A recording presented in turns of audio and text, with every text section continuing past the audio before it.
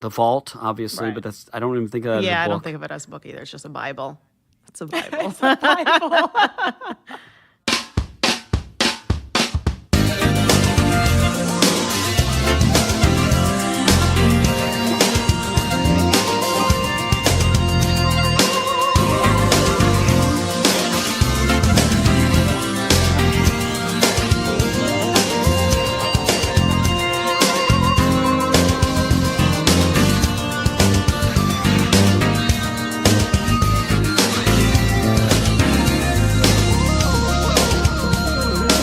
Grownfolksmusic.com. I'm elated that Duane Tudahl is our first behind the book guest for Prince and the Purple Rain era studio sessions, 1983 and 1984. As I said before on one of our podcasts, this is the book that I've been waiting for. It's basically about Prince's studio sessions from 1983 and 1984. There are a lot of Prince books out there right now. And while I really love all of the photography books, Steve Park and Afshan's Shahidis in particular, in terms of the books where you have to read, I personally think that Duane's is the best because it talks about what's truly important, which is the music. So I hope that you enjoy our conversation with Duane. And as a special bonus, we also have the phenomenal Miss TLC joining us. The conversation was just so awesome and so amazing that we actually talked for almost 6 hours.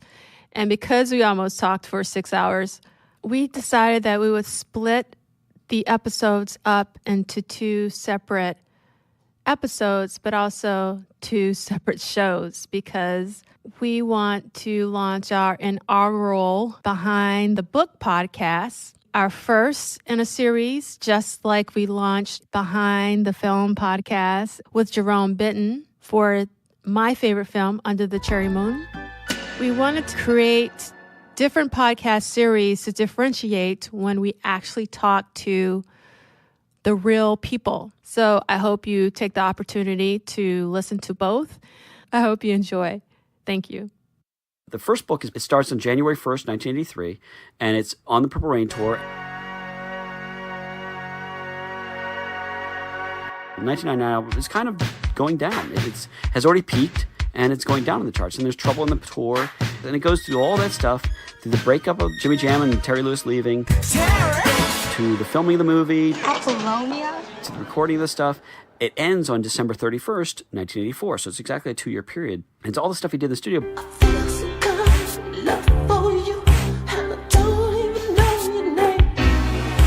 But it also talks about the live shows and how he's at the peak at that point.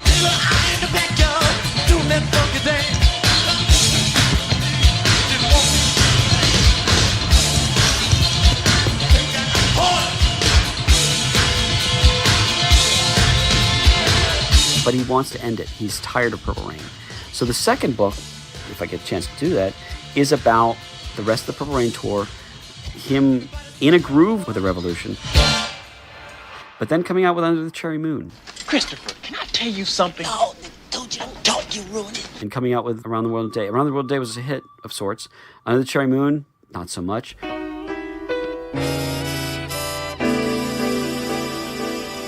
The breakup of the family. The breakup of the revolution. The breakup of his relationships. And it ends with him kind of quietly in the studio recording something. And you just it's a very different ending than the other book, which is him on stage at the peak of his powers, or at least popularity. And so the second book is about recording all the songs from Sign of the Times, because he had basically done all that stuff before that period, and the breakup of the revolution, and getting out of a very trusting, loving relationship to kind of jump into something without a net and saying, you know what, I trust myself. And that's kind of scary for anybody. So that's the second book. But the first book is really about the growth and him becoming from cult star to the biggest star on the planet, but told through what he did in the studio and where he was going with, and Vanity leaving and Apollonia showing up and all the things connecting. You see the pieces falling into place. That's the fun thing to me, is seeing how the songs were recorded and what this song means. Why Take Me With You was such an important song for him, because it's the first time he ever did a duet. Thank you. And he did the duet with Apollonia, and she must have meant something very special to him for him to say, I need to do a duet with you. And he did duets after that, but very few. Arms of Orion. You know. So various quality, but he didn't do many. And for him to say to Apollonia, you are important enough to me to do this, and hearing the people around them tell me this stuff, it's just fascinating stuff. Right, because even though she's obviously his love interest in the movie, they don't sing to each other in the movie. No. So it wasn't necessary. Right. You know, we were talking about Beautiful Ones, and you may not like it, but there's a... Not me. I love the song. I love the song. I love the song. Angela. But you know that was, a turning point. And he said, the tone of the movie is going to change. And by that point, when they did Beautiful Ones, they had not cast Apollonia yet. And so it was up in the air about who it was going to be. And Prince has said in interviews since then, oh, that's not about Susanna or something. But there's times that Prince could be kind of a jerk and be malicious at people that he did not want to give credit to. And I don't understand that about him, because he didn't need to do that. But it was influenced by her. Like you said, TLC, that he would have multiple influences. Wonderful Ass is about multiple people. He probably had Vanity in mind. Right, like he wrote it looking at Vanity. Yeah, but can't then help through but the look years at he'd be her like, butt. wow, like he might have dated somebody else and then looked at them and then thought of his song Wonderful Ass again. And Exactly. Then, And he came back out and re-recorded, and it's the same recording, but just embellished it with Wendy and Lisa. Okay, so Susanna may have been an influence on the re-recording. So, artists don't necessarily work with one influence. Right. A painter may look at something and say, I'm in love, but I also love those flowers over there, and I love the lighting here. There's multiple influences and multiple muses on anything, any project. And they have to evolve with the song in order to continue to perform it. Yeah. Because if you did have a horrible breakup with someone, you'd say, well, now I'm singing it with passion because I'm thinking of my new wife or whatever. Right. And I have certain songs that remind me of old girlfriends, but they also remind me of the time period. Or they may remind me of going to a certain school or whatever it is, my car at the time. We all connect 100 different things, a train of thought. And any artist is going to use that train of thought, because sometimes a certain word rhymes better when you're thinking of this person than that person. And maybe this person had blonde hair, but you're singing about a brunette, but you're still thinking about that person. Exactly. That's just how it is. So it's not necessarily just about Vanity, even though it's been claimed to be. It could easily have been about other people as well. And I mean, side note, I actually think it would have been amazing if the Violent Femmes did a version of it. I know they turned it down when he gave it to them, but I think it really fits with their aesthetic. That's true. I never thought about that. I did not know that they turned that down. That's interesting. Yeah, it was in like 90 or 91. Wow. He just happened to be at a studio at the same time as them, and they were working with, like, there was an engineer going back and forth. It had to be around like 1991. And they said, jokingly, like, well, will Prince work with us? Will he give us something? And they were like, well, let's go see. And they like went back and asked him, and he had someone run up to Paisley and get the cassette of Wonderful Ass, and they were like, yeah, here. He says you can use this. They regret it still to this day. They had done some interview, May 2016, saying that looking back, they wish they had recorded it, of course, because it would have been like a great story that they had worked with this legend to some degree. But at the time, they just felt like they couldn't connect with it when they listened to it. And I'm a Violent Femmes fan, and I'm like, I totally think it sounds like them. What kind of balls do you have to have? Right, exactly. I don't want this song, sir. Give me something better. They said that they thought they would sound silly singing it, or they said something like, "Oh, I don't think it really fits our thing." And I'm like, but a lot of people sounded totally silly does. singing it. So there's certain songs that you just go, okay, well, nobody's gonna be able to sing Neon Telephone. Right. It's just the way it is. But you have a story with Prince. Right. Here's the thing that I've discovered about Prince is the celebrity's celebrity. Yeah. Every celebrity wants to be around him or wanted to be around him. And they all had their Prince stories. Now, you don't hear a lot of celebrities telling, oh, this is my Marissa Tomei story. But you hear... By the way, Spider-Man is great. Yes, it is. Yes, it is. It's really good. It's really good. And she's great in it. And especially the last line of the movie. If you haven't seen it, go see it for that. Prince is the celebrity, and he's the one that everybody goes to see and wanted to be around. And just to be able to be around for 2 or 3 minutes, they'd have a story. I was in the room with Prince. And Absolutely. the biggest stars would talk about that. There was something about him that's elevated. Monty Moyer said something. He was the keyboard for the time. Said something that every time Prince got on the stage rose about a foot and a half. Just because he was there. And you realize it's so true. I'm watching the Revolution play, and they're great. But you also see what Prince brought. Yeah. And the Revolution's been really, I think they're doing great shows. Oh, Yeah. they're doing amazing Yeah, shows. I've seen yeah. them a bunch too. You could see that they miss Prince, but you also see that what he brings to the room. Even if he's just off to the side, there was just something about the way he elevated anything. And you know that the guy just loved music. Yeah. Right. I love the MPG, and I'm glad they're touring too. But I can't imagine them having an 8-hour jam every day before the show. They might, but I just don't see that happening like Prince would dictate that. I would say, you know, like the Undertaker sessions, that kind of thing, where it love would just that. be a random day of let's just run through this and I love that record. stuff. Yeah, like That's- live guitar. Again, part of the fun stuff about Prince is there's always that pocket that we find, the Undertaker. And everybody who's a fan, their ears go, "Ooh, what? Yes, Undertaker." And we all kind of sit up straighter because we're like going, I like that or I didn't like that. But there's that thing and that thing and that thing and that thing and that thing and that thing and that thing.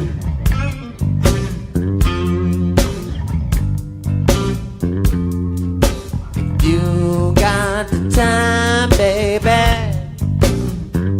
I got the right. And like you were just saying, you knew the month that certain interviews came out.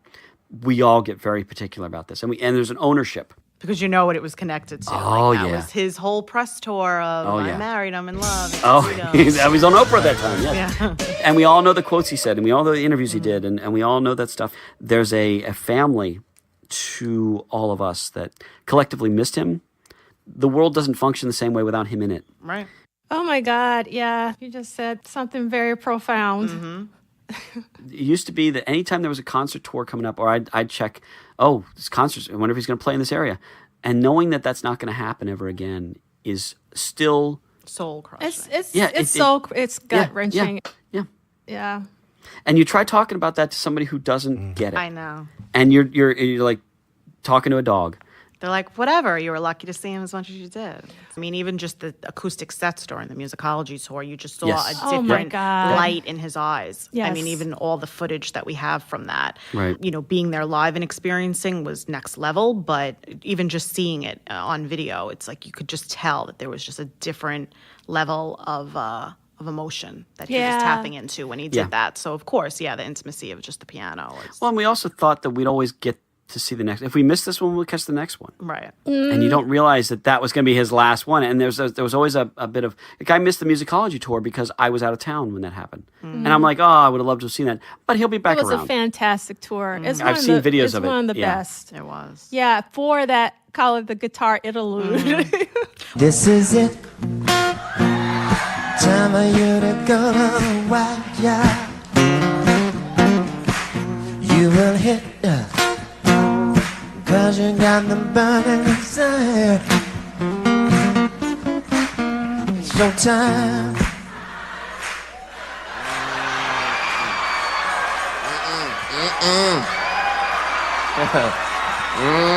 Well, I loved it because I brought different people every night who were not fans. I knew that was the perfect tour to like force my sister to go, force my best friend to go, Sure. force my cousins to go, because they would leave and say, oh, okay, now I get it. Like, I understand why you're like over the top about him. And they did. They all were like, wow, that was like the best concert I saw. Understandable. Ever. Yeah, I mean, he played 20 some odd nights here in Los Angeles. And I'd go and I'd run into all the different friends I never knew were Prince fans. And they were all dressed up and ready. And it's like, oh, They're closet Prince fans? I know. And the funny thing, that here's the thing that struck me with his passing is I always thought of it as a smaller group. I know we all loved him, but I always thought we were kind of a clique. Didn't understand that this is a phenomenon that a lot of people related to. And then when they start lighting the Niagara Falls in purple or the Eiffel Tower in purple, I felt comforted a bit when the fact that I'm not the only one sad about this. Because I thought when it happened, I had friends, like all of us had friends contact me because they knew I'm a Prince fan. Yep. I knew I just finished the book. And I started getting texts like crazy that day. I thought I'd be going through that alone with everything, and then to see that it was a worldwide mourning. And I think more than Michael Jackson in some ways, because this was so unexpected. And with Michael Jackson, you always knew, okay, the guy's teetering. And as much as you may respect him or not, you knew that there was an edgier thing, something's going wrong with Michael Jackson. Yeah. And I think with Prince, I never suspected this. And so it was out of left field. Completely. Yeah, it was more so like it was in the news around the time with This Is It, that there was just a lot of controversy and they didn't know if he was going to get through the tour. And so you did kinds of understand that something was bubbling up. But that was only a week but long. With Prince, it was like, you just abruptly heard about this quote unquote flu. And then, and then next thing you know, he's gone. And you're like, and we'd heard, okay, he's getting better from the flu. But we all thought it was flu. And so it really hit us hard. But it's also bonded me with so many people. Like I said, I wouldn't have gone up to Minneapolis and I wouldn't have met Dee and things like that. And we end up having friends in common. And it made the world smaller in a good way and expanded my circle of friends and people I trust. I think when you know people who know Prince, you feel a bond with them in a way that you may not feel that other people can be in your circle. But there's a thing that you know that if you put in a CD, you both will be jamming to it. Mm-hmm. And there's just something about that just speaks on a level beyond words. And I think that's something nice. Yeah, I think it's different, though, because there are people who I call the Purple Rain people who are just into the music or really just into Purple Rain or sort of listen to Prince casually. So you have those people. And then you have people who used to listen to Prince but no longer listen to Prince. Right. But then you have the people who I call them the completists. They got to have, us. There's definitely different levels of Prince engagement. So for me, I'm all about the completists. Sure, me too. Yeah. Oh, absolutely. Yeah.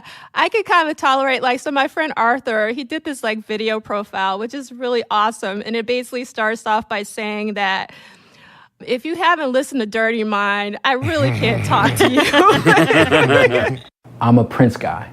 I'm a heavy Prince guy, to the point where I really couldn't have a conversation with a person about Prince if they haven't heard Dirty Mind. Because you're not going to understand what I'm talking about. Because you haven't heard Dirty Mind. If your point of entry to Prince is Diamonds and Pearls or something like that, we don't have a whole lot to talk. We can talk about it, but it's going to have a hard stop at a certain point because, again, you haven't heard Dirty Mind.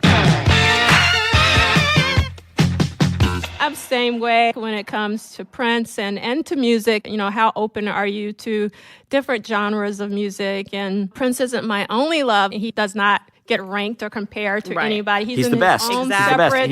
He's the best, right? Yeah, he's out of that conversation. He's in a separate orbit. Yeah, separate. Yeah, all by himself. Yes. Music is really powerful. I'm sort of getting a little, I don't know what the word is, but I'm happy that I was born when I was so that my life aligned with Prince's in real time. Yep. That's very important to me. I don't like the state of the music industry right now, or even forget the music industry. I don't like what's going on in music. I was born in 1970. I'm a massive real instruments, real bands.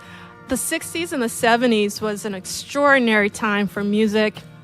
There's a lot of good songs. And now we live in a world where it's just beats. All the music is beginning to sound the same. It's just so homogenous. My little cousin, who's 12, he listens to music on YouTube. I looked forward to getting that 12-inch. I wanted to hold it in my hand. I wanted to gaze at the album artwork for hours. I wanted to read the liner notes. And that's all almost gone. It's almost I was non-existent. a liner notes maniac. So that's the big thing that bothers me about digital and streaming. Yeah. Yes.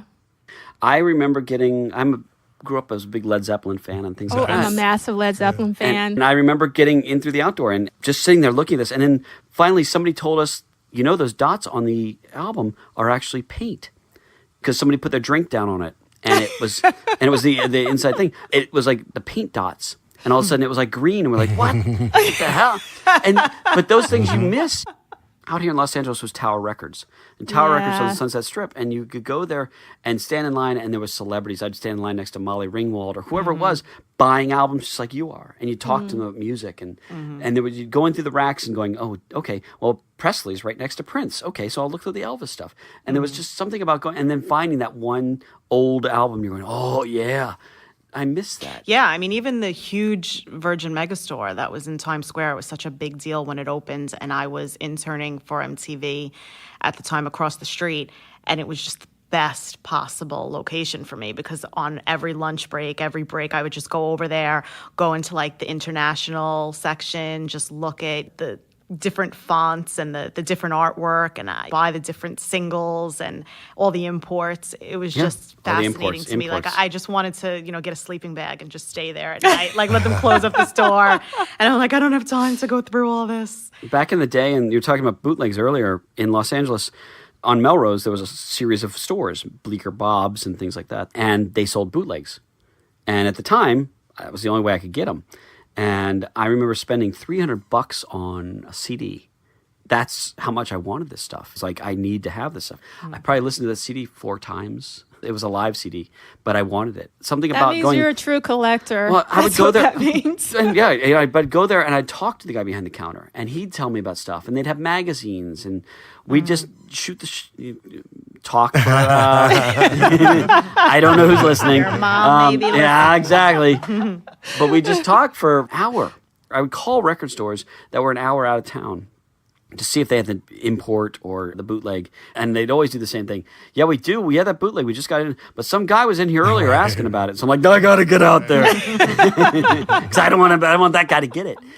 And so I would drive out there and I would talk to the guy. And it's like bookstores too to me. I like going to bookstores. Yeah. I like Oh, yeah. feeling a book, going through it, paging through it, and the same way the albums. Amoeba is a great store in Los Angeles. Oh, I just went to Amoeba a couple weeks ago in Hollywood. You could stay there for an hour or two, couldn't you? 12 hours. Yeah, exactly.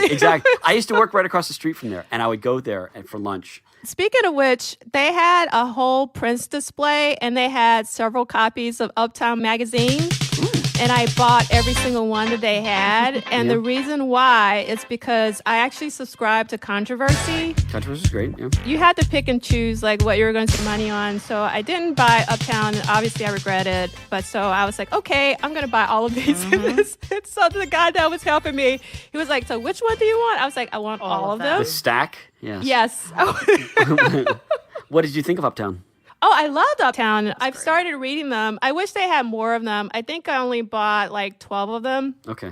They also had some controversy ones, but I didn't know which controversy ones I had because I have a lot of controversies, and I didn't want to like kind of regret it. I should have just bought all of them anyway. So Amoeba is like really, truly extraordinary. I actually gave an Ignite talk last year in 2016 at this festival called Eyeo on record collecting, and I talked specifically, I'll send it to you, it's really short, it's like less than 5 minutes. Originally I had wanted to talk about Prince, but Anil Dash took that privilege away from me for obvious reasons.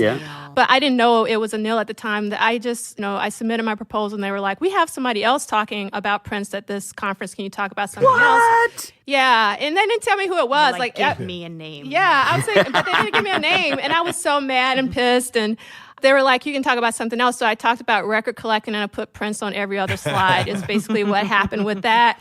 But then when I got there and I found out it was Anil, and I was like, okay, duh. Like, you should have just told me. But I was like really devastated and all that stuff. But anyway, I was kind of happy that I did switch because record collecting and Tower Records was by far my favorite record store, and Other Music in New York had just closed down right before I gave this talk. And so Amoeba is one of the last of the Mohicans. Amoeba is extraordinary, especially the Hollywood location, but obviously Berkeley and San Francisco. So we got to shout out Amoeba. Oh, yeah. For holding it down. But we were just talking about the other day was the anniversary of when Prince did Love Sign on the Today Show with Nona, and then he went and did a signing at Tower after that. And I don't know, I guess I was like 14 or something. I was out of town. It was the summer. I had like a family vacation. But speaking of Mr. Dash, he had told me that he was online that day for that signing. And I remembered the stories from everybody online, even years later, saying how, they had to cut the line off. Obviously, it would happen a lot. But that it was just such an interesting day because Prince was there with all the MPG and Nona, and he was signing things with weird symbol. It wasn't even like his symbol that he had just announced as his name. And it wasn't even like the original symbol. It was more of like a lollipop, essentially. And so I had asked him, I said, oh, so you met him that day then? You got like a really cool autograph and stuff? And he said, no. He says, the line was cut off like 3 people before me. Oh, God. Oh. And I said, I would have been crying on the concrete for days. Oh, God. But that was a monumental location as well, tower on Yeah. West. Oh, yeah. I've talked about this on another podcast. I was able to get Prince's autograph at a Tower Records Oh, wow. in Atlanta for the Love Symbol album. I was just in a catatonic state. I keep telling the same story, but it's really important to me because they're my favorite memories. Maite was sitting, to the left of him. I was chatting up Maite. I want to learn how to belly dance. And Prince looked at me, he pulled down his shades and looked at me for a hot second, just literally a second. And then as soon as I got to him, zilch. Yeah. I just pushed my CD in front of him. He signed it. Then Tony, I just started talking again. And it was just like I couldn't say not one word. I remember I wanted to ask him about Jill Jones' record because it was all about Jill. I couldn't say anything to him. And what's crazy is that I was able to take a belly dancing class with Maite last year, and I'm super excited that I'm going to be taking another belly dancing class with Maite next Saturday. So this would be the great. second time I'm doing belly dancing. So I have finally fulfilled one of my bucket list wishes, belly dancing with Maite. And she's an amazing instructor, and I really enjoyed the class very much. And so I'm very excited about that. So that's another reason why I'm thinking about that Tower Records signing, because I'm getting to belly dance with Maite again. Yeah, Oh, I that mean, rocks. I can only imagine asking him to sign something. Yeah. Just freezing up. Yeah, I totally froze.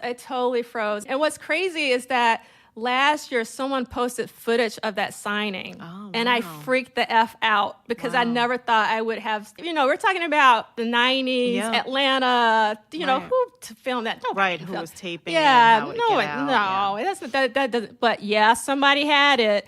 And it was the most surreal thing I've seen in Right, because recent. it helps to jog your own memory, that it puts Yeah. you back in that moment. Yeah, it was very, very strange. What's crazy is that at the beginning of the footage, he didn't have on the shades, but that line was so long by the time that I got to him, he had those shades on, and it was pretty wild, a wild memory. And to have like recorded footage of that memory is quite weird. Right. Yeah. I always wanted to work with Prince. There's 2 people I really wanted to work with, Prince and David Bowie. I worked with David Bowie. That's a story I want to hear sometime. Yeah. Last year was tough for me because of both of them passing so quickly. And then Muhammad Ali passed right after that, who was another one of my heroes. And it's Yeah. like, it was a very tough year. Crushing. But Bowie passed, I was like, it was one of the few times I've actually teared up with a celebrity passing. And then I thought, this is about as tough as it gets. And then Prince passed, and I was like, it was much worse. I couldn't Because agree. Bowie is relatively older, and you didn't know what was going on with him. But Prince seems still vital. Mm-hmm. And not that Bowie wasn't. Oh, Right. no. It's just that he was a little bit more private at that point. It was very painful Prince for me. was in the midst of a tour. He was, Yeah, exactly, on exactly. Twitter cracking jokes. Then Yeah. And so it was very tough, very tough. I always wished I could have worked with either one of them. But at the same time, it might not have been as fun as I imagine. Well, let me tell you, David Bowie is the consummate gentleman. I actually had the opportunity to work with him twice. Wow. So I used to work for this company no longer exists called Net Media, and we did websites for all of the BMG artists. And so we got commissioned by David Bowie to do several versions of BowieNet, which was his website. And so the first BowieNet, I was just like a senior designer, and I designed and programmed the discography section, another section on their website. And then for the second version of BowieNet, I was the art director by that time. And there were 4 designers who pitched the art direction for that particular site. There was another designer there. His name is Dan Schechter. He's one of my favorite people and one of the best designers ever. And I just knew David Bowie was going to select his design, but I wanted to pitch a design, and I just sort of gave up. I was like, he's not going to choose my design, so we're going to have fun. Yeah. David Bowie selected my design. Wow. So I got to art direct my design. And what's really cool about it is, and actually, not actually cool, what's interesting about it is the reason why I'm now teaching is because of David Bowie. Oh, wow. Because what happened was with all the other clients, they always had a gazillion changes. David Bowie told me himself, he was like, I wouldn't want you to come in the studio telling me what to do. And so I'm not going to tell you to design anything differently. He didn't tell us to change a color, to Wow. make anything bigger, nothing, nada. And one of the reasons why I switched to academia is the last site I worked on was for Avril Lavigne. And she didn't like the site I designed for her. And she sketched out what she wanted on a napkin. And I basically executed it to her specifications, and then I quit because I was like, I'm not going to paint by numbers or connect the dots. Besides David Bowie, didn't give me any changes. And you're not David Bowie. Understood that. I'm the Yeah. artist. I Wow. understand what I'm doing. Yes. So one of the main reasons why I'm no longer in that industry is really because of David Bowie. Well, that's amazing. And so I have email where he thanks me and as man. Sailor. And so like I actually have a personal connection, like a real connection with Bowie. I don't have that personal, like real connection with Prince, but Prince's death was much more, it was devastating for me because unlike David, and I love David Bowie's music, and I've been listening to David Bowie all my life. It's not like I just started listening to him when I was working for him. I knew who he was because I had been listening to his music. But I mean, Prince is really the reason why I'm alive. I won't go into details. I wouldn't be on this earth if it wasn't for Prince, because that's the only thing that I had to look forward to for many, many, many years. So Prince is such a huge part of my identity that I actually lost a piece of myself when he passed. Wow. So despite the differences in the relationships that I had between the two, You still feel closer. I still felt much closer. It's like night and day, even though Bowie is huge because, of the personal connection that I was able to work with him and be in the same room with him and see him in jeans and a t-shirt Right, and stuff right, like right. that. And I was also able to work with Aman. I didn't work directly. Oh, nice. I art directed. So I have like a closer relationship with Bowie, but it's totally different when it came to the deaths. And I was very sad. When Bowie died, I was in shock and I felt very, very empty. But I was never really sad. I can't explain it. It's because I feel like Bowie sort of fulfilled his mission. If you listen to Black Star, he knew. Saying goodbye. He was saying goodbye. Yeah. And I felt like it was complete. He knew what was going on. But with Prince, I think he had some years Right. still in Yeah, him. I mean, whether or not he knew, he was still trying to keep going. Yes. That's the thing. I mean, Yeah. he was He still didn't trying to give book up. dates and Yeah. I think with Prince, we lost him in mid-conversation and in mid-sentence. And Yeah. I think with Bowie, you're right. He had written his last paragraph. Great. Yes. Also, I think that there's and we were talking earlier about the intimacy. Bowie, as much as Bowie's like my number 2 or number 3 of all time. And I have just about everything he's done. But there was always a distance with Bowie. He put the art between him and you a lot of times. You respect him as the artist and you saw him what he's doing. I never felt the personal touch of being let into his world as much. Maybe he's singing about China Girl, but it's a pop thing, and I didn't really feel that there was an emotional thing to it. Whereas with Prince, with something like When Doves Cry or other songs like that, I often felt that he's saying this just to me and letting a Absolutely. part of himself out that I maybe shouldn't even hear. And so when he died, it was like we all felt like we knew him. And when he'd play in concert, he was like singing to you. There was an intimacy that he brought to it that I don't think Bowie necessarily had. And again, nothing against Bowie, because trust me, I'm about as big of a Bowie fan as you're going to get. Yeah, I think with Bowie, though, it came back to, like, Bowie is a performer. And what I mean by that, I mean, like, performer in terms of actor, because, Sure. like, he Yeah. was, into mime. So that whole, what do you call it, the Brechtian philosophy of theater, like, Bowie was into theater. He was into artifice. Right. And he was into It was a show. that distance. It was a show. It was an Yeah. actor. He was an actor playing a part. Yes. And I always felt like he was the actor playing the part of the rock star. Yes. And there was always that bit to him that I'm going to play Ziggy Stardust, and that is the biggest rock star on the planet, and that's why you'll like them. And I never felt that way with Prince. And Prince had personas, but I didn't feel like it was necessarily an act, and it might have been. But if it was, he was really good at tricking. But and I thinking. think with Prince, how can I say this? I Prince think was also super vulnerable in his Yes. music. Yeah. Yes. I think with Bowie performed or did music where Prince was Living music it. incarnate. Right. Yeah, I always say that to people. Prince equals sign music. There Yes. you go. Right, There right. you go. Yes. Yeah, exactly. no, I agree. Because Bowie equals Right. performing. You're right. Yes. And it could be acting, it could be a movie, whatever it is. And Labyrinth forever. yeah, Labyrinth Forever. It's my sister's favorite movie. I have seen Labyrinth a gazillion Yeah, times me in my too. lifetime. Oh my God. The Hunger Yes. he's great in. If you've ever seen The Oh, Hunger. I love The Hunger. He's The so Hunger good in it. is one of my favorite films of all time. It's a tough one. It's a weird one, but yeah, it's a great film. Yeah, Great Tony film. Yeah, that Scott, would be- may he rest in peace. Yeah, But you're right with brilliant the film. differences between the two of them. Yeah, and I think that's why it touched us all much more personally. And also, Prince is higher on my scale when it comes to my musical taste. But there's a personal side to it that I just think a lot of us, it hit. It left a hole that no other performer is going to fill. Right. And that's Exactly. Right, that's a- and I know that. I could say that confidently. I know there's no one else that's going to come along and do the same thing.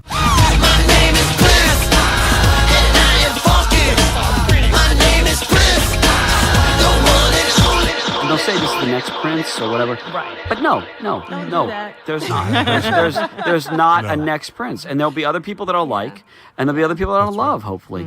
But Prince took me through the early part of the stage, and having seen it in real time, I grew with him, and I expanded with him, and I learned with him, and I got married the same year he did. That kind of stuff. It's like there was a thing to him that I could connect to. He's a few years older than me, but still there was this connection, this bond. There'll never be somebody that can come in and do this stuff that will connect maybe a song or two or three or five, but not a collection, not a lifetime, not a legacy. lifetime. That will speak to me. And like you were saying earlier, Dee, you're very lucky to have grown up at the time where your time mirrored his, Yes. where you could see. Very. And TLC, you were saying that you grew up a little bit after that. It's tough to explain to people what the Purple Rain era was like, even if you're a big fan. It was all consuming. I mean, it really was. When MTV was first starting, there was a period before MTV existed. And that's tough to explain to people. That Right. before that, there was nothing. And then it came out, and right around the time, Purple Rain came out, which is a bunch of music videos connected by a compelling story. And all of a sudden, you had content for MTV, which is in a way that we all were looking forward to. And back then, when Michael Jackson would be doing a video, we'd all wait up till midnight, and they'd play the video once an hour, and so you were watching it. I didn't. But MTV was an event thing where they would say, there's something happening on Tuesday, and you'd tune in. And it was like that with Purple Rain. And you were like, and they would do the premiere. There was something about us collectively joining this thing and discovering it. And we became owners of this and possessive in a way. Like you were saying, you get frustrated when somebody says, I used to like Purple Rain. Did he do stuff after Purple Rain? And you're going, I are you actually kidding? had someone tell me with a straight face after he passed and after I was going over all these different aspects of his genius. And when I got to his guitar virtuosity, they were like, oh, I didn't know he was like a really good guitar player though. Yeah. And I'm like, God. wait, what? Yeah. And they, believed, and other people had agreed with me about this even on Twitter, that they went through the same thing. They believed that it was all acting in Purple Rain. And they're like, oh, I didn't think he was really like playing the instruments. And what? Yeah. Who doesn't know that? But apparently there are people that don't know Oh it. God. After he passed, I had a number of friends that said, yeah, I really like this stuff, like that Computer Blues song. And I'm just nodding my head saying, and my thought is some people got into it after he passed and stuff like this, and I can't Right. get upset that they got to the Yeah, party later I than want me. everybody to get on board now. Well, the party's big enough for all of us, but there's times that I'm sitting there, and I know they're trying to relate to me, and I get it. You just got to be courteous and shake your head and say, yeah, that's your tongue. that's a good song. But you just want to be able to say, but you haven't heard the 12-minute version of that with the Right. walk into the hallway. Because to him, each hallway represented an emotion. And this is where we geek out. And again, Dee and I were geeking out in Minneapolis just because it was fun talking to people that were curious and had information as well. That kind of stuff. When you find somebody that you want to make the time for them, Right. you Yes. want to include them in your world and say, oh, great, because it's a positive thing and it reaffirms what you feel in your worldview. Right. And like we were saying even before, the presence that he had. So when he did perform anywhere, there was magic in the room. So yes, everybody that he had performed with in the past, they can still go on and perform a lot of those songs and you love it and you enjoy it and it's a great experience. But obviously he added something different and something special. And so for any of us, I know we would all agree that anytime you were at his shows, and especially if you're, in the front row or something, when he looks at you or when you take it in, like he is actually in front of me. Like this is Prince. This is music standing in front of me. Mm-hmm. The personification of music is in the room with me. It's just mind-blowing. And that's why it affected all of us, I think, so much as well. It's like, wow, music's gone. I'll never have that experience being in the room with him again. Right. Can I tell you a goofy nerd story? I worked at another goofy nerd story. I worked at Warner Brothers on The Lot. I was doing a TV show at the time. And I asked somebody, and they said, where they took the picture for the front cover of Purple Rain, which we all probably have the CD right in front of us. Yes, we do, We're all looking at it, and you're looking at it right there. This is what made me think of this. Like, okay. Then they said, yeah, that's on The Lot. I was like, what?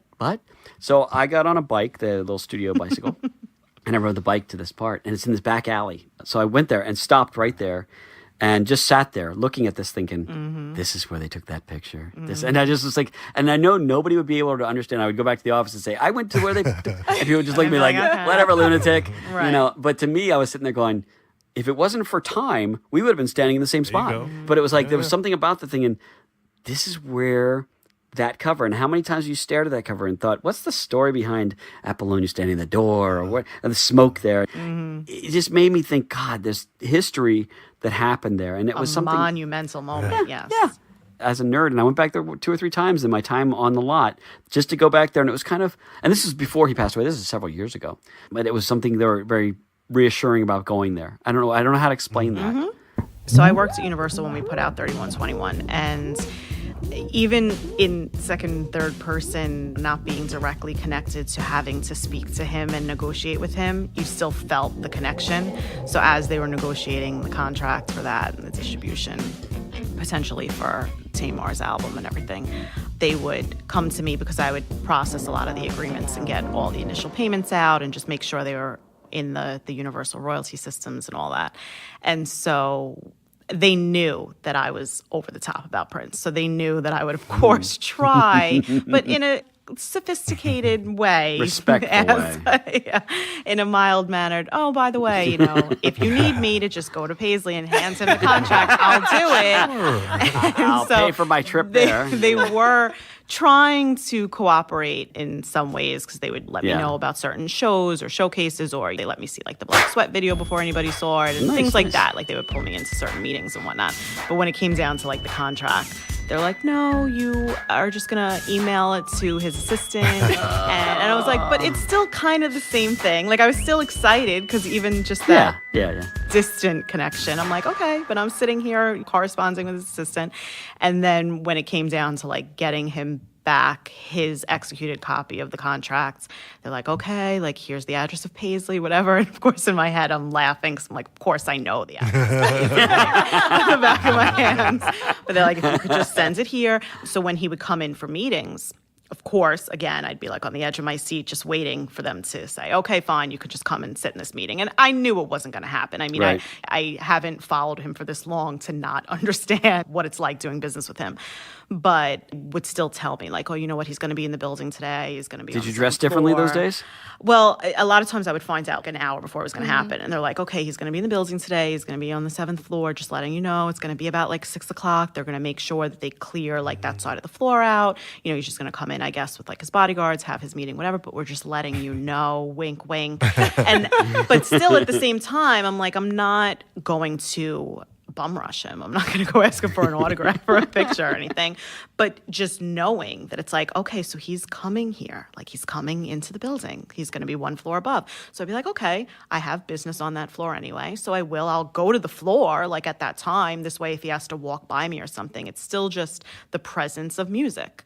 And so I would do that. There were like a couple instances where that happens. And so he would like walk by. But I still, because I respected everything about him and wasn't going to let myself, as an adult woman, fangirl and fall on the floor and start crying in front of him or anything. But it was still enough just to know that it's like, okay, he's walking by me. And I could just pretend that he said hello to me, and he obviously didn't. But then I would go to the shows, because then when he was promoting that, then he did the Tamar tour with her, and so then I saw him at Nokia, and nice. You're in like the front row, and he's just playing his guitar and letting her kind of shine. But every once in a while, when he would glance or lock eyes with them, like you said, for a half a second, it's like the world stops, and you're like, okay, see, he knows I'm the same person that he passed in the hall a couple hours ago. He's put it all together. That's funny. But it's like those distant connections are still enough. You're like, because he was so grandiose. He just meant so much. Wow. It's like, that's still powerful. It's like, okay, we never spoke to each other, but That's okay. great. Were you able to interview Sheila and Kat? I've interviewed Kat. Kat's not in this book, but I've interviewed Kat. Kat and I are friends. I'm not close friends, but we do talk outside of this as well. And she's really sweet and was very open about a lot of the stuff and told me a lot of great stuff about Love Sexy. So when I do a Love Sexy book, she will have stuff in there. And we've talked on the phone several times since then. Keep in touch. Sheila, I worked with on the Family Jam. She had just written her book. And so she was not interested in doing outside projects like that. But I talked to her about doing a documentary years ago. And we actually had a meeting with her and her manager and me and my manager about doing a documentary together. And it just never happened. We were trying to time it to her book, which I thought would have been great, having a documentary about her life and her book coming out about the same time. And I've been told now she's doing a documentary, which is great. I'm really looking forward to seeing that because I think she's got a good story to tell. But no, I didn't interview her for this. There's certain people I was not able to interview. Morris Day I wanted to interview. A couple other people that I really wanted to interview. But at the same time, I was able to I got most of the Revolution. Bobby was the only one I didn't talk to. No. Yeah, well, Bobby and I talked at the end. What happened was I didn't get in touch with Bobby until after Prince passed. And it was before I started talking to Lisa and Wendy.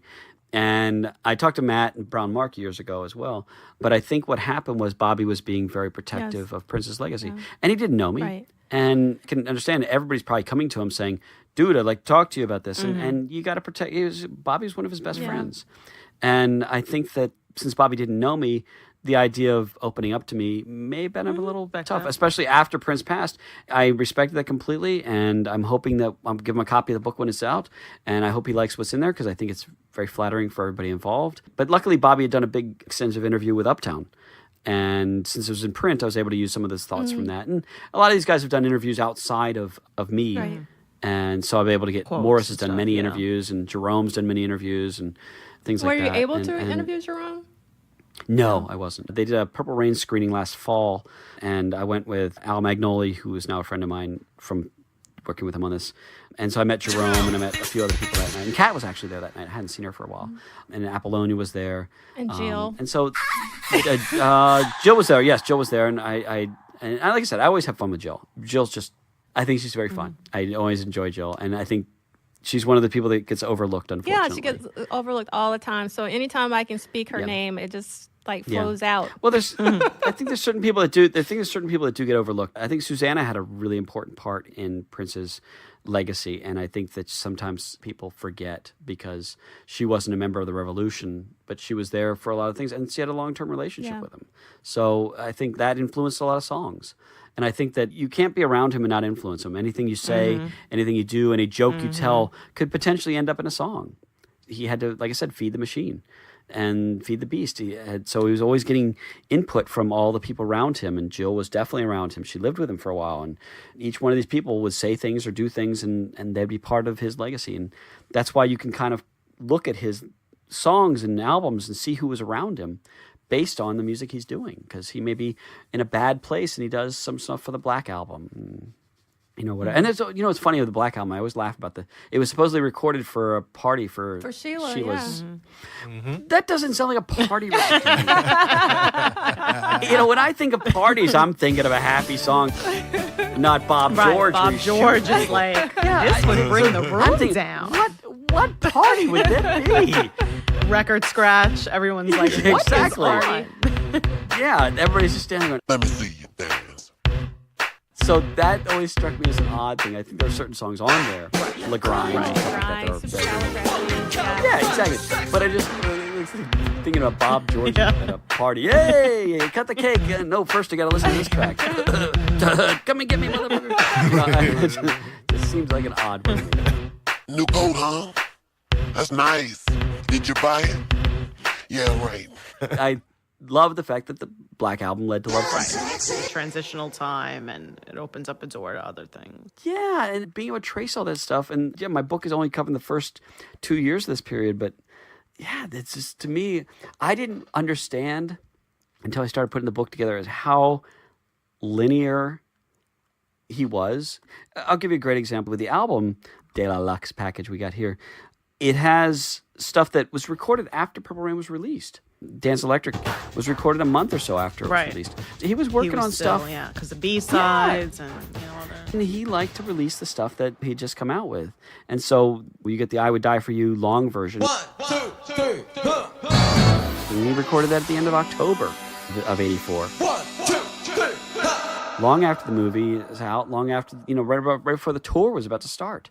So, yeah, some of the stuff on here may not have been exactly the time period, but it was all within that range, which would also include Around the World in a Day, because that fall, by Christmas, he'd done the album. The album was finished. And like you said, I mean, there's the connecting factor of the finger symbols from funk all Listen the way to to Around the World in a Day. And Exactly, and listen to those. You would hear those, and they're very noticeable once you realize it.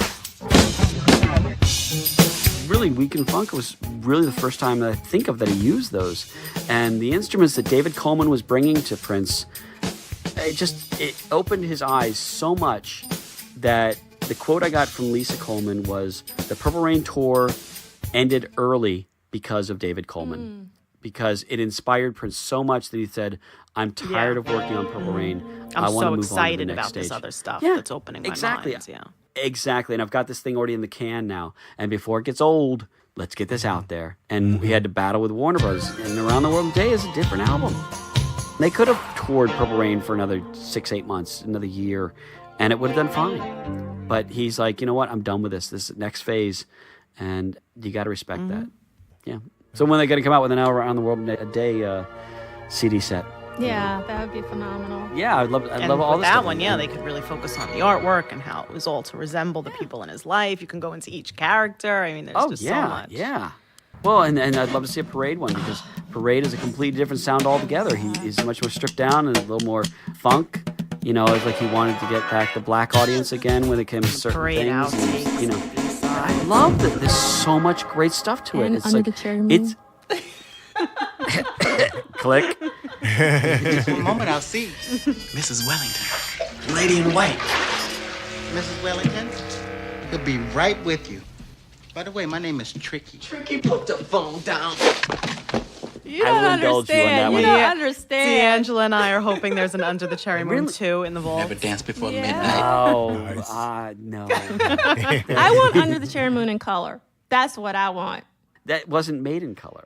I was told it was filmed in color and they converted it in black and white. That's what I've always read. Here's the issue. When you shoot something, knowing it's going to be black and white, you light it a different way. You light things with reds and things that greens that contrast and things. Black and white film is lit a different way. Mm-hmm. You cannot have that as the color version because it's lit for a black and white release. That was never intended to be color, ever. Really? See, I thought the opposite. Because I had heard that it was shot in color and converted, but then I also heard that the reason why that story started is because of the set photographer putting out so many photos in color, and people always assuming that was, screen grabs from the color version. Yeah, and they were really just set photography. So you just burst my bubble. All this time I was thinking. Because those photos are gorgeous. Those I mean, obviously photos the are scenery gorgeous. Yes. The scenery is And I've talked to the editor that cut the movie, and everything about the movie was always intended to be black and white. And I'm sorry. He had some colorful costumes in it. Right. Yeah.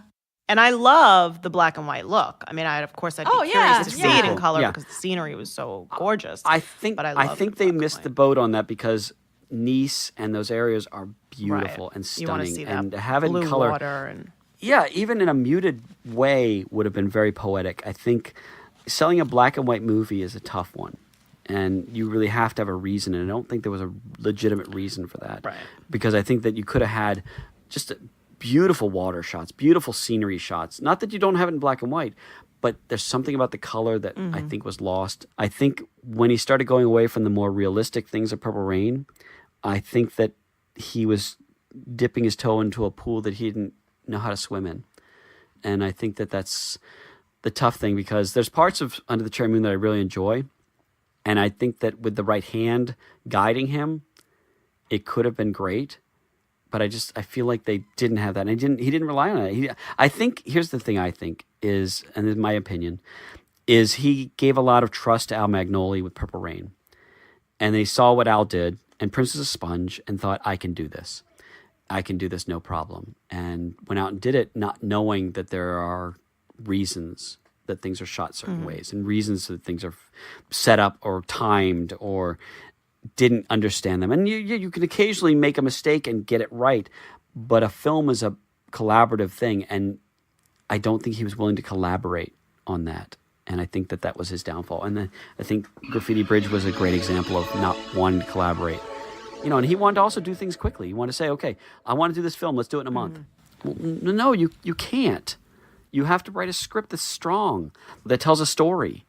And I don't think that they told a compelling story with characters that you loved and wanted to see succeed. Because I know. But the kid, I'm not going to respond because we'll be here. I know. But I respect your opinion. With Purple Rain, you liked the kid. You loved the kid, and he was flawed, tricky. and you wanted him to succeed. But this... Yeah, I understand. Right, I say to everybody, I believe that Prince is the two components of the kid and Christopher Tracy. That's who Prince was. I can see that. And so really you should appreciate both of those films because it does show you both sides of him. When it comes down to it, just as a woman, do you connect more to that brooding, emotional, moody, vulnerable rock star type of person, or more of the sarcastic, confident, funny, full of swag, sexy, that version, and I connect more to Christopher. So that's why I know that I just adore that movie. It just makes me so happy. I could just watch it all the time. I guess if it's going to be a comedy,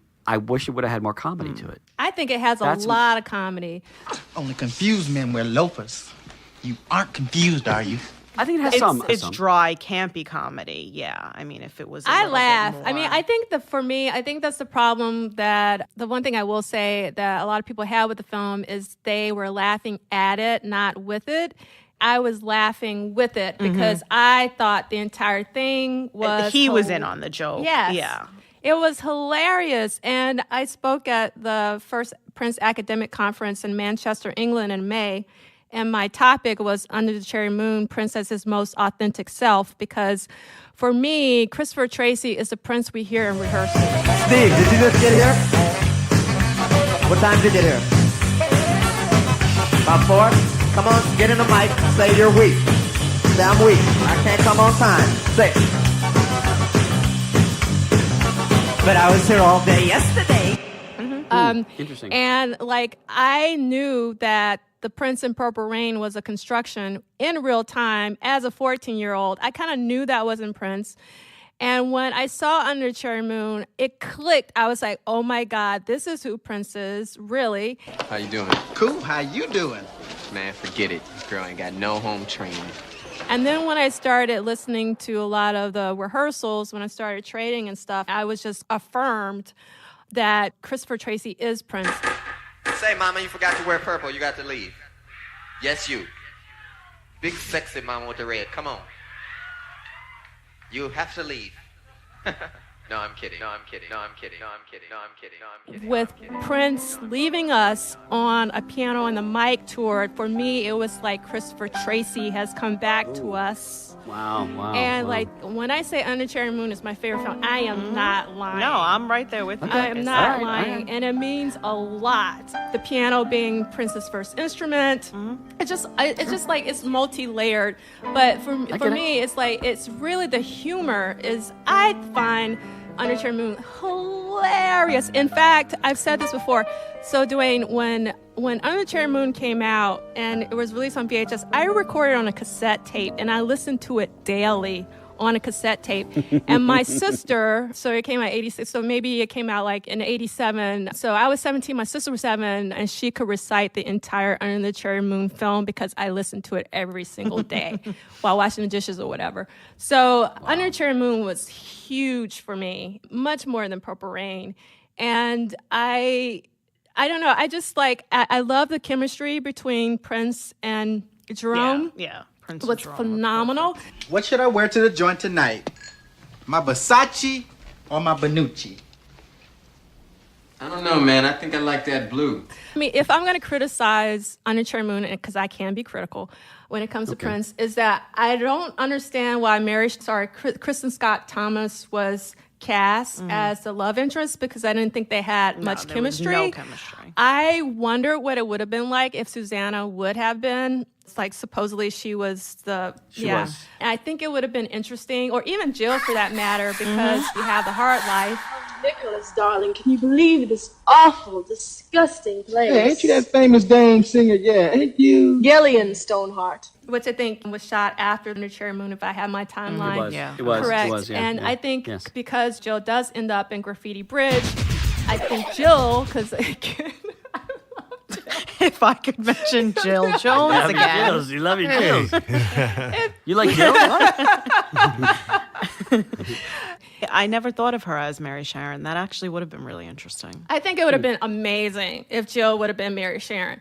So that's my only issue. And I love Kristen Scott Thomas. I think she's right. a fantastic, Later on, I think she was great in other things. She's gone but they huge. had- Yeah, she's a great actress, so I'm not dissing and dismissing Kristen Scott Thomas. But in the context of Under the Cherry Moon, it just didn't seem like Christopher Tracy would fall for that particular Mary Sharon. You know, the setup, he wasn't, he was just after her for the money, but supposedly he falls in love with her. But no, I don't think so. Yeah. So that was the only thing that was a bit weird about the film for me.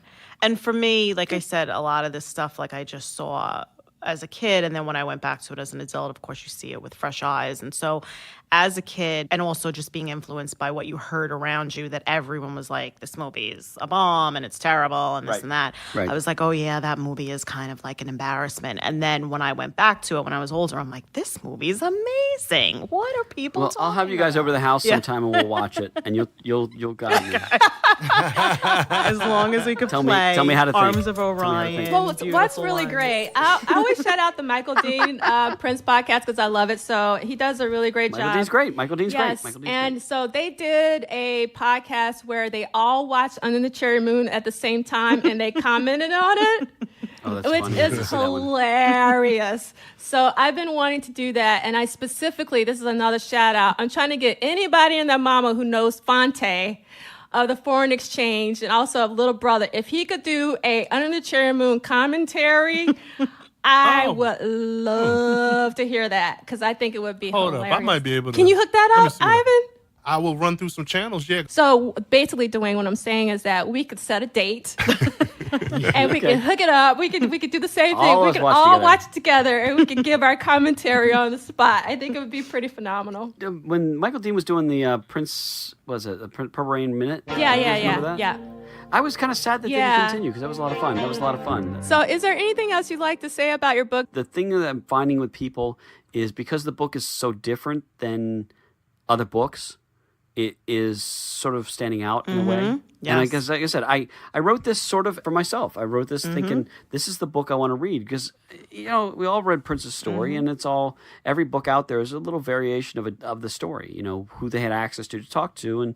And some of them are great. There's some great books out there. I'm not trying to diss on any book. I'm hoping that my book is in that category with some of the great books. But things about my book that are very different, knowing when somebody recorded something, and even looking at it going, oh, when's my birthday? Oh, April this. And I look at that and I'm going, wait, he did Possessed on my birthday. Hey, that's cool. You're speaking my language. Love it. Some of the stuff we have on Prince Vault. Prince Vault will be updated more when the book comes out. A lot of the guys that work on Prince Vault have proofread this book, have worked on it. We've all agreed that we're not going to put the stuff on Prince Vault until after the book's smart. out. It's Yeah, just because if you can go there and get it, Right. there. Right. And granted, there's a lot more detail. You guys have seen a little bit of the book. You guys did you see the Beautiful excerpts, Ones yeah. thing I wrote? Absolutely. Okay, well, Yes. tell me your thoughts on it. There's enough of me yakking about this stuff.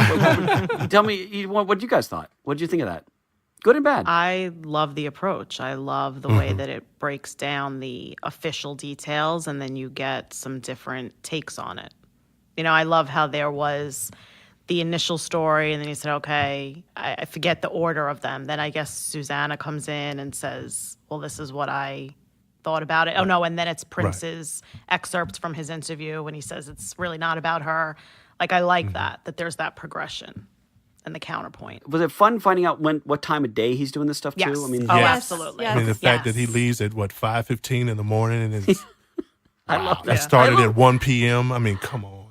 I love that stuff Yeah. too. Total Yeah. numbers To me, geek, time, dates, Yep. love it. Yep. To me, that's the most fun. And knowing, okay, it's in Studio 2 at this point. Right. And there's something about that. And so you like that as well? Oh man, love that. But no, I the imagery and I'm definitely a geek as far as dates and time and I mean because that it just provides context that's just not there, and then just the whole notion of having listened to a bunch of interviews or whatever that Susan Rogers had given that insight into how Prince works, and then just after all these years realizing, oh wow, here's a person who likes to get it all out.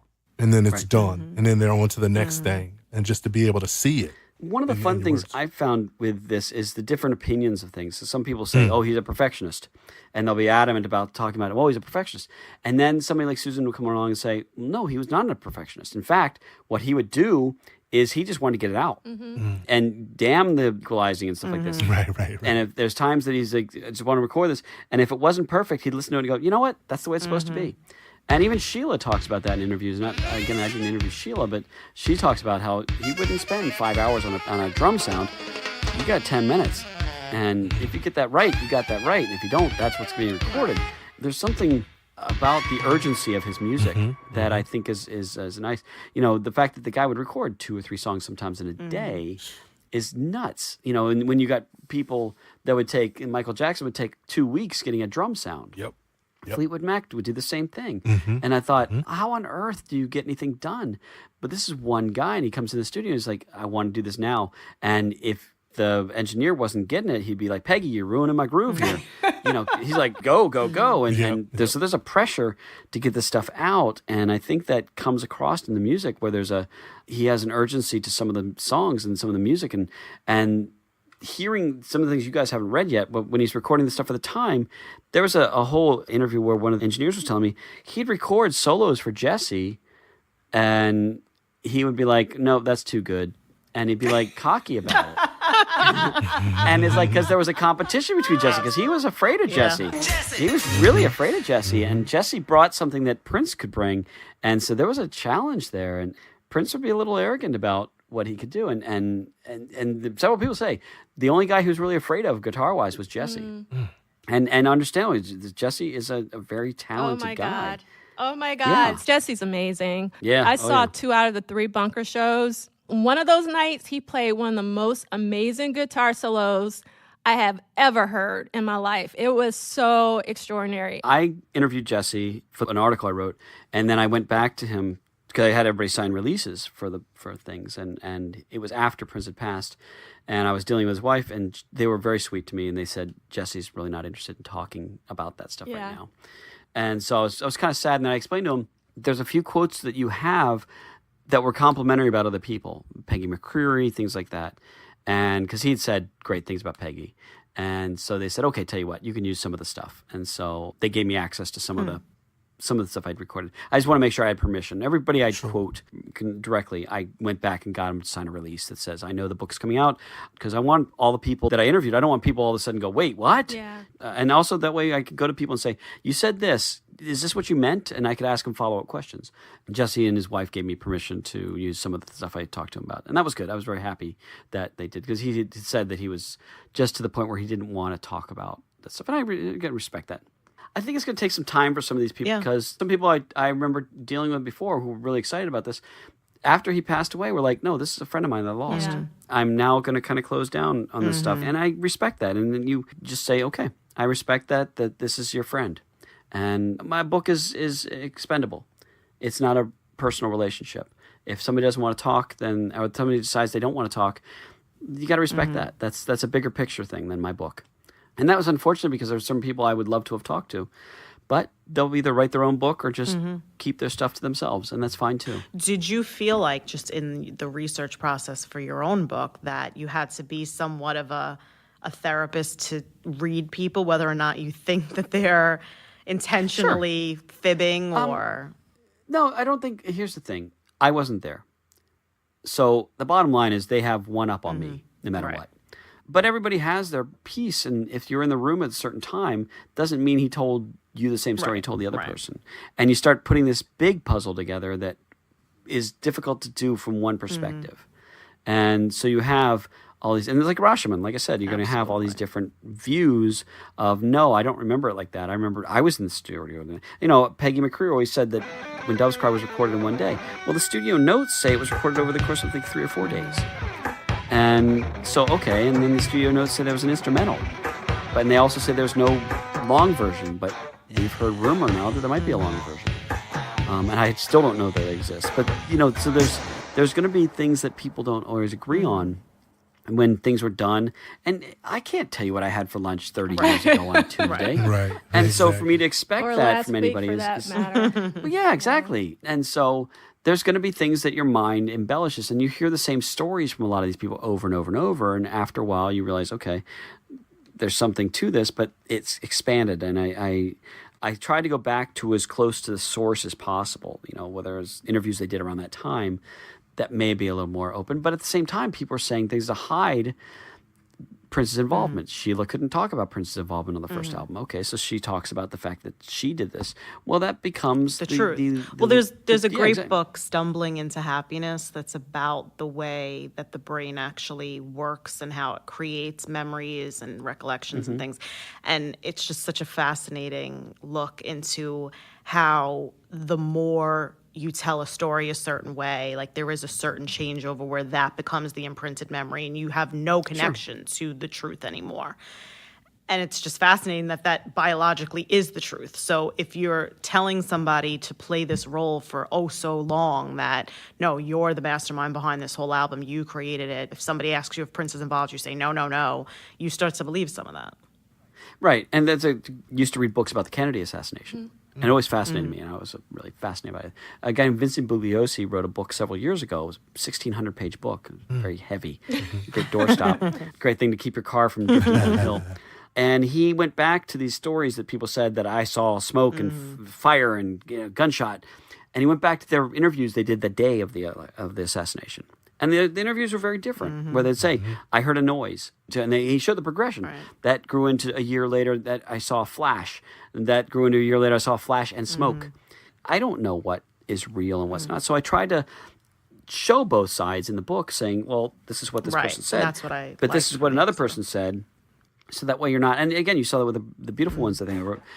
Who knows what the muse was for that song, but here's the different people saying different things. And Prince might have said, because he's angry on a certain day. And you said that earlier, and I agree with that, that especially if it was something that he said post-2010 or whatever, he just had a different mindset then, and he didn't want to deal with it anymore with anybody trying to lay claim to anything. So he's like, please, none of those songs are written about anybody. They're about the movie. Right, and that's not true, because they all were. It's up to him to decide what he wants to reveal or what I wanted to reveal. But yeah, he would write songs about people. There's things, of course he did. If you're writing that many things, you got to be writing about people around you or things that happened to you.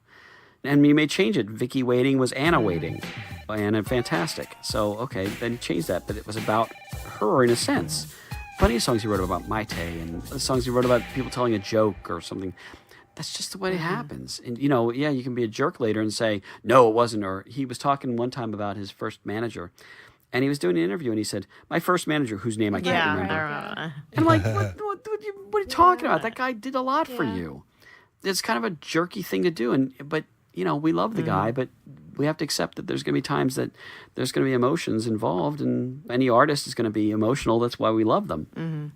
So, but Yeah, I think that there's going to be a lot of different stories. So Your approach, at least, is the best way you can do it, which is using studio records, using interviews, using different stories, and then putting the entire puzzle together. It's the best you could do. Yeah, and I'm not going to get everything right. So Jill was a little upset when the Purple Rain Deluxe CD came out because she wasn't credited on things she worked on. And that's, unfortunately, I don't know if it was actually a purposeful thing by Warner Brothers, because I don't know if they have all the records and all the information necessary. But whatever the reason was, she was omitted. I don't think that was good. And she was upset. And understandably, she should have been upset. She did a lot of work, and she was there. She was in the studio. She was close to Prince. She deserved to be there and deserved to be mentioned. I had already interviewed her several times, and I reached out to her again after the CD came out. And I said, tell you what, let's go through it track by track and see what you're on. So we talked, and she had some great stories to add to it that I think helped out a lot with the book. It's her perspective in there, and my job is to get everybody's stories in there and to get out of the way and let the people tell their stories. And sometimes people's stories contradict, sometimes they embellish each other, but it's not my job to be telling the story.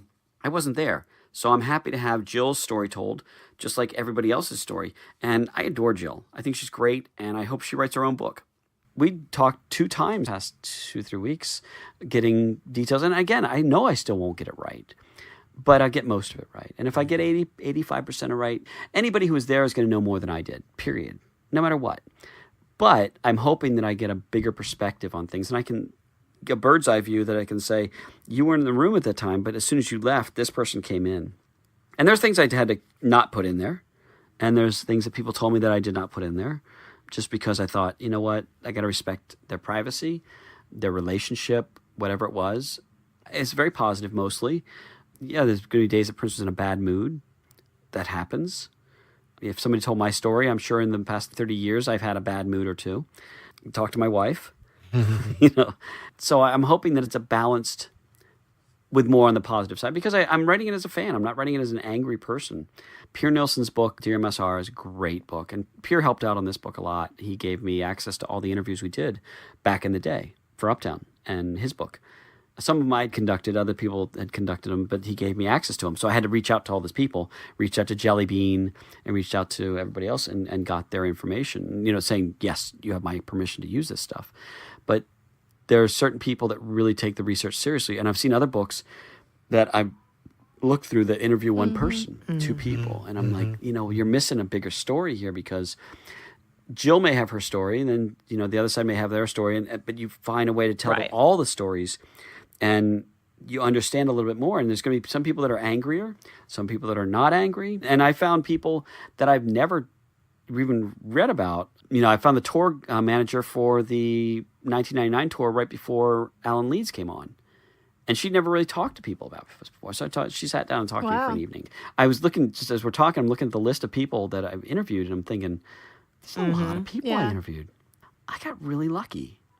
In the fact that I've been doing this for so long, people knew who I was, and they opened up a little bit more. And the fact that I was doing this before he died. I think if I started something like this after he died, there would have been a wall. Yes. And there's a book called The Beatles Recording Sessions. And I'm a big Beatles fan. And it's one of these books that you can go in and look at any date and say, oh, that's what they're doing that date. And that's what I use as this guide. And there's books about that with Hendrix, and there's books about the Monkees and Clapton and all those things. And I actually reached out to a lot of those authors when I was doing this, saying, what are the pros and cons of doing this? And some of them helped me and some of them didn't answer, but it was fascinating. A lot of them became cheerleaders for me. And they know how difficult it is to date all these things. And again, not getting everything right. It's going to be tricky. It's going to be, and in dealing with that, there's a lot of different little things that are tough. But I can't tell you how excited I am, not only about the book, but about all the people I've met and the people that have come to me and said, I'm so excited that you're writing this, because this is the book I want to read. Yeah. And that makes me happy, because you write in a vacuum and you assume that you're doing it for you and just fulfilling your passion that you've had for this for decades. And at the end of the day, there are a lot of people who have been waiting for this. I'm hoping, and when I was writing this, I was thinking there's going to be 10, 15 people who want to read it. No, that's not true. No, seriously. No, because I get what you're saying. Don't, that you have to don't think know, that. because I'm writing all kinds of Right. detailed You're stuff like, this about is some stuff, and I'm thinking, nerdy charts and graphs it's totally Bible. nerd thing. I know. I actually did a chart, and I didn't put this in the book, of what music is played at all points of the movie. And this is from this date. This was composed by this guy. And so that people could look at that and say, oh, well, that's not Prince, that's Prince. And I didn't put that in the book. I might put that out sometime. It's 2 or 3 pages. Why didn't you put that in? No, space. It was a choice of space. That chart took up a page or two, and that was that much more interviews from other people I'd have to take out. And I was more into hearing the personal stories. Yeah, I mean, put it out when you're doing chart. promo for the book as an exclusive. And that's what I'd with, probably like, do. A publication that does an interview with you or something. I will put that in there and do that when I do a website or something like this. Because I'm going to be updating things and stuff like this. And there's, like I said, there was a part where She's Always in My Hair and Sex Shooter sounds exactly alike. And there's a riff but it is this little riff that is just from Sex Shooter that he slowed down a little bit and it turned into the main riff of She's Always in My Hair. And I'd never heard it before. Wow. And I was like going, what? That's crazy. How did I miss that? Yeah, I kind of hear it in my head. Like I'm trying to play both songs in my head with each other. Let me see if I can find this real quick. Let me see if I can find this real quick. I don't know if I can play this it's for pretty you. close. Let's see. Hold on. Let's see if I can find this. But anyway, what I'll probably do is I'll probably come out with a few 1-minute Prince in the Studio things to promote the book. And I'll talk about a song. I'll take a song and I'll talk about it for that minute. If you ever do one on Batman, D'Angelo will talk about Arms of Orion for that if you want. She'll do the minute. She'll do the minute on Arms of Orion. That's funny. I don't remember first listens to certain songs. I remember the first, I can tell you exactly where I was, who I was with when I listened to Irresistible Bitch. Like that is very vivid to me. And I can also tell you very vividly the first time I listened to Arms of Orion, I was like, so what the You F? punched your fist through a wall. Yeah, I was like, What is what this? am I listening to? Ryan's arms are wide enough to hold us both together, although we're worlds apart. I'd cross the stars for you. Is this Prince? It's like, this is a Miss I'll Prince? tell you, when I posted that quiz and people were like, oh, I love Arms of Orion. And I have an open mind. So then I'll say, you know what? I really never listened to it because I don't like the song. So let me go back and listen to it again. Maybe there's some emotion I'm missing. I was like, wow, this song is terrible. I found the clip. I'm going to play it for you. I'm going to unplug my headphones so you can hear it. But it's just it's a repeated riff. And I'll just play it. Hold on, let me put it on a loop real quick. Okay, listen to this for a second. Oh, yeah. Yep. You hear that? Right. Yep. Uh-huh. It's the same thing. Right. Yeah. I never caught it. Yeah. I never caught that before. But he wrote Sex Shooter at the top of the page, and it's because That because I was the started looking at basis going, of it. He just yeah, I slowed it started down. looking at it Yeah. going, where did that come from? And I played it for somebody and said, we started listening to different things and they said, wait, there's a riff here. And I was like, oh my God, I've never heard anybody say anything like that before, ever. And that he would steal from himself, really. his Oh, own yeah. muse. Oh, yeah. Oh, I knew that part, but I didn't know that example. Yeah, no, I'm was just the saying lead. that I love that he did that because then it was like all these little Easter eggs and future songs. Easter eggs is a perfect way to say this is because he would lay these things down and you go, oh, I get that. Oh, that answers this question. And that's the joy of this complicated tapestry that he had created is we're always going to be finding new things. And Well, like, yeah, Dorothy Parker was the first thing recorded in Paisley. I'm like, no, that wasn't It was recorded house. there. no.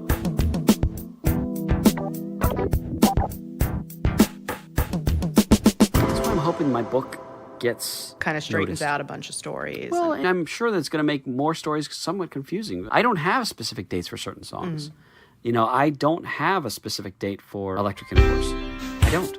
I didn't know that it was existed, yeah, honestly. that was a secret one. Like I said, I've gone back and listened to the music again with fresh ears. Granted, after he died, we all went back and heard it with fresh ears anyway, because everything was now through the prism of him gone.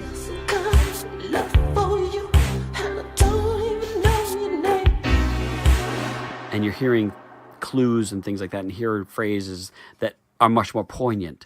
But hearing them, knowing the context of the story of what was going on that day, that makes you feel like you're one removed from the room.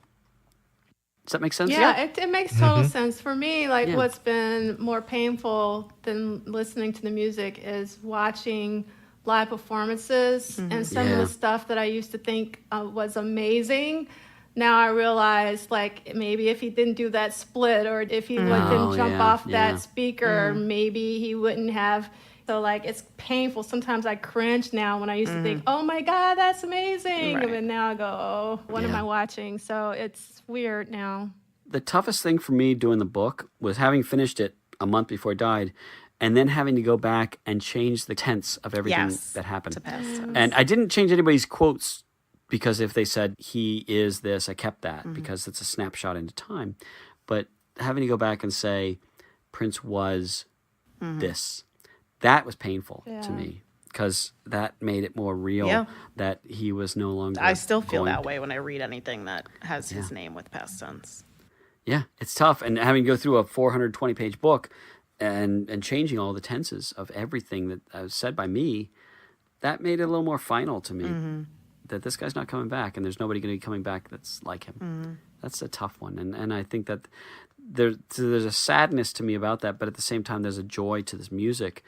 And the fact that Purple Rain CD came out fortuitously the same week I'm turning in the final copy of the book, that couldn't have been better for me timing-wise. Right. I was able to kind of then incorporate Katrina's Paper Dolls, which I hadn't heard.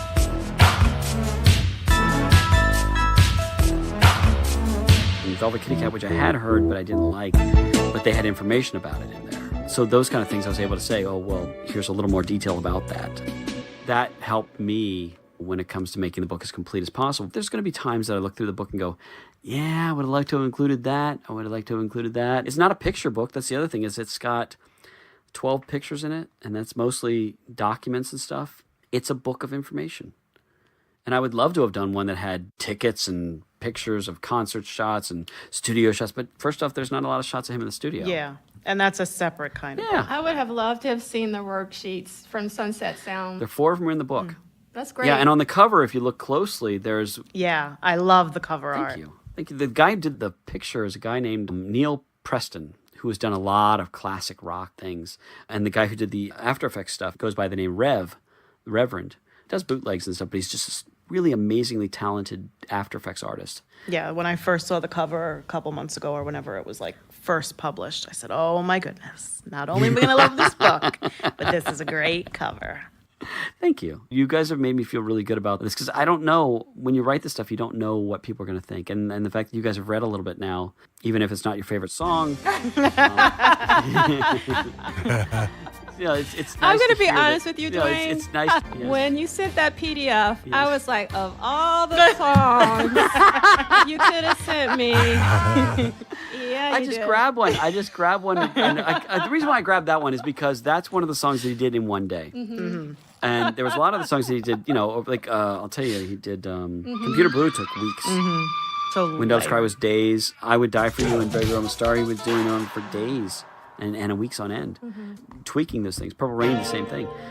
So I wanted to make sure I had something that I had Prince comments. We had a great Prince comment like on Manic Monday. He was talking about how he used the patch for the synthesizer that was for harpsichord. And so hearing him reference a song is kind of cool when you get him talking about his actual music. Because I try to use as many Prince quotes as I could because he did it. Even though if he's going to be giving us misinformation, which I'll tell you he often did, it's still him talking about it. So that kind of stuff. And then hearing all the different band members talk about doing the songs. It's just there's something, I get goofy about it. And so I'm hoping other people... I hope other people get the fanboy chub like me. I think you're going to be surprised. I think a lot of people are going to gravitate towards this book. I hope so. I honestly think it's going to do very well. Thanks. It's very important. Because we want people to focus on that. Yeah. Thank you. It was done out of love, and it was done out of respect, and it was done, like I said, before he passed away, and it was done to be a book that I wanted to read. And I've wanted to read this book for 20 years. And my wife got to read it the other day, and she's she's a Prince fan, but not like us. She's one of them. And she sat there going, I'm really intrigued with this. Because the story for the first 3 or 4, I do it in months, in chapter, days and months. But the whole first part is the 1999 tour and all the drama that was going on with Morris and Jimmy Jam. And I go into detail about the San Antonio show that they didn't show up for. What's fun is I actually have a review from that show in the book where the review is of the time, and it said the time was fantastic. The time was actually better than Prince. And it's like, wait a second here, they the time wasn't really even the time. That kind of stuff. Those things like that, she was really getting a kick out of seeing, wow, there's a lot of detail to these people's relationships and why they were doing things. And okay, so he was in town, so he dropped in the studio for 2 or 3 days. Or here's when he recorded Stand Back. And a lot of details about recording Stand Back, which were never out there before. And Prince talked about that in an interview in Canada. And so I used his talking about that, recording that song, and things I'd never seen before. And it was like a lot of detail. Went through every Prince interview I could find, and then probably over 2,000 articles with quotes from other people. Yeah, that's great. Just trying to find that one. And I made a detailed fact sheet for myself. I thought, okay, I'll list all the songs and I'll list all the quotes I can find. The fact sheet is about 1,200 pages long. And it's just the song and quotes from the different people about it, or things I know about it. And then the tour, and then every quote I can find about the tour, or things like this. That's why this is going to be so helpful for me, because through the years, like I said, I would go into work and I would just open up all these internet tabs and I would look up every single article and interview and all these old archive things that I would explore the deep, dark sides of the web, like where can I find all this stuff that's never been published? And I would print everything so that I knew that I had it, like if I could never find it again. And I just have boxes of like printed out articles and stuff off the computer. So you may get a kick out of the index of the book. I index every quote I use from other places. And it's about 800, 900, maybe more than that, but 900 different references to articles and a link to where you can find these things if ever possible. Great. Again, as somebody who wants to read more of this stuff, I'm like all there about that. I want to know more. I want to read that article. I want to know where that came from. And sometimes the things aren't published anymore. There's a couple interviews that I found, like an interview with Jimmy Jam in Sweden, that I couldn't find, and so I've posted it on YouTube now. Okay, now it's on YouTube. So and I cite where it is. So if you want to hear that, you can go back to that interview. And so I try to make it so that people have access to all this stuff, because I feel like some books get lazy. I don't want this to be seen as lazy. I think it's pretty meticulous and pretty detailed, and there's going to be some things I get wrong. I get it. I'm doing everything I can. But I think for the most part, the stories are there, the facts are there, and the heart is there. And I think that's, at the end of the day, I want to hear what these people were doing and think they're feeling and thinking, and out of respect, make it so that. And I also, like I said, I didn't want to be sued. I didn't want to be sued. So that was a big thing. I'm not a lawyer, so I want to make sure I erred on the side of favor, as opposed to, I'm not a mean person. So. Well, I know that technically Eric Leeds isn't huge during this time, even though he comes on the Purple Rain tour. When he did the Michael Dean podcast, he talked about a journal that he kept of all the recording dates. Yes. And when he said that, I was like, I want to see that. Fanboy Chubb. Yeah, I want to see that.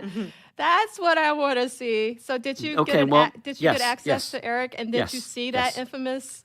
I haven't seen it, but he read it to us. So awesome. So all the dates that he has are in this book and the next book. Great. Where he talks about, this is what I did. And you'll see, he started, the cool thing about Eric Leeds is, first off, he changed the direction of Prince's music. Yes.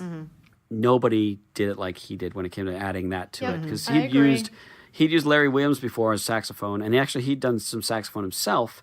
Didn't work out on a song. I want to say something before you continue, just so you know. So I'm actually trying to speak at another Prince conference, and one of the proposals I pitched was that Eric Leeds and Claire Fisher are the two most important collaborators that Prince had. So I just want you to know that I'm not taking that from you if I get to talk about that. That's fine. That was an article on the Org a while back, too. Oh, I didn't see that. Yeah.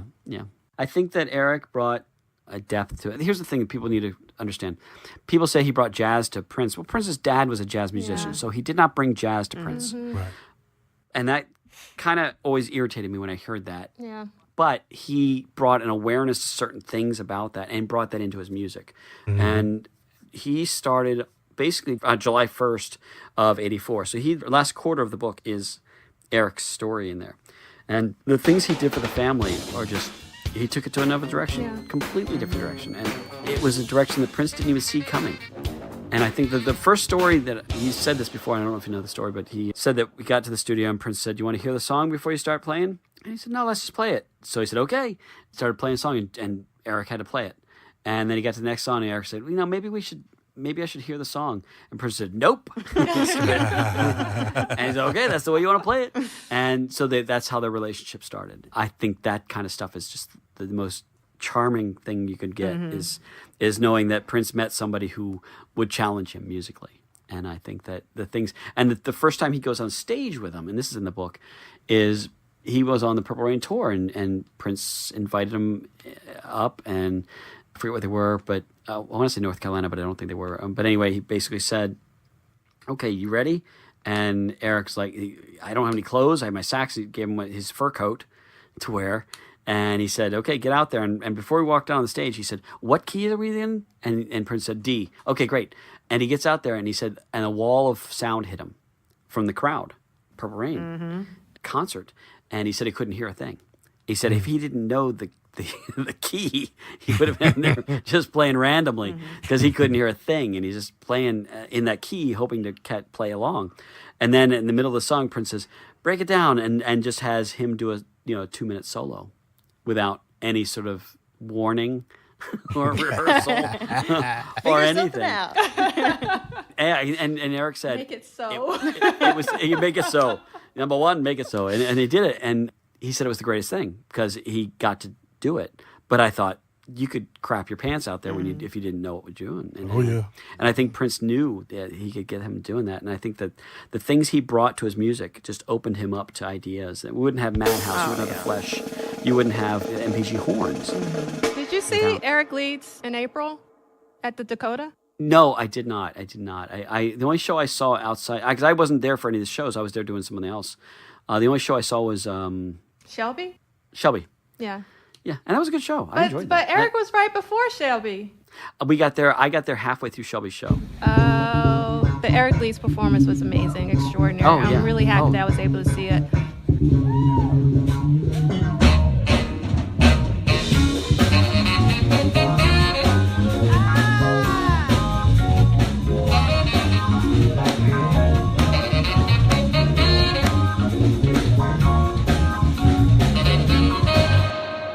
You guys get the chance to see F Deluxe, see him. Oh, I've already seen them. yes. Yeah, I Okay, saw them when they made their first tour. Okay, when good, they good. toured as F Deluxe, they came to Joe's Pub. I was living in Philly, and I came all the way from Philly, and I stayed for both sets because I had waited for like 20 years to see them live. Blah, blah, blah. So, yeah, I've seen them.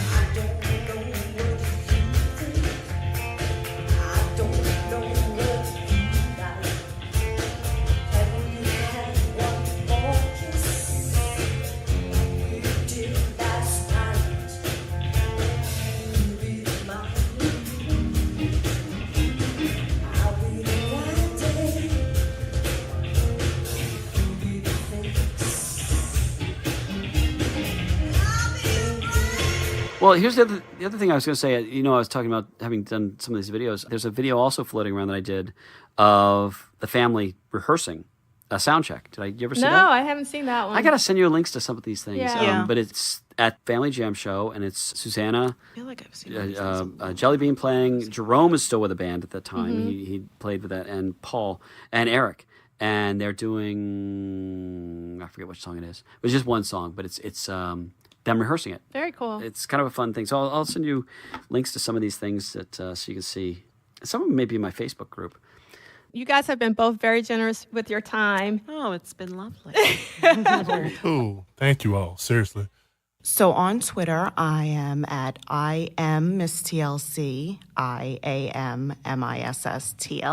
I tend to post a lot about music, just my experiences in the industry. For the past, whatever it's been now, a year and a half, the concentration is largely Prince.